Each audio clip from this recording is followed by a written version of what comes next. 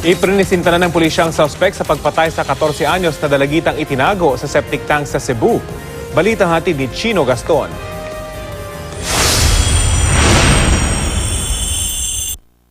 Sa Old Municipal Cemetery sa Barangay Tabok, inihimlay ang labi ng 14 anyos na si Tessa Marie Igayna. Si Tessa ang dalagitang nadiskubring patay sa isang septic tank sa isang eskwelahan noong nakarang linggo. Hirap man ang kanyang pamilya na tanggapin ang nangyari. Nagpapasalamat na rin sila at nahuli na ang sospek sa pagpatay sa dalagitan si Jesse Medicilio. Iprinisinta na sa Police Regional Office 7 ang sospek kasama ang mga abogado ng Public Attorney's Office.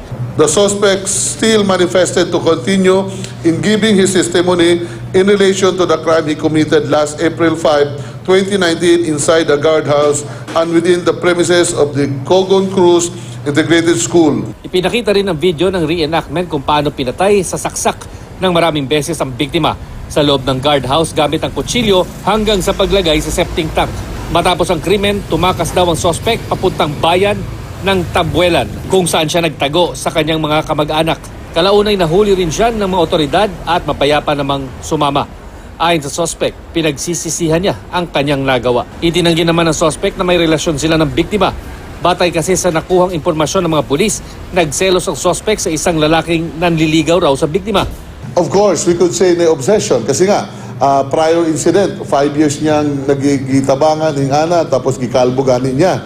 Hanggang pagsisisi at paghingi ng tawad na lang ang nagawa ng sospek sa pamilya ng biktima, pero hindi pa rin matanggap ng pamilya ng biktima ang kanyang nagawa. Kasi masabot sa imong paghila is Dito lang. imong mensahe sa pamilya.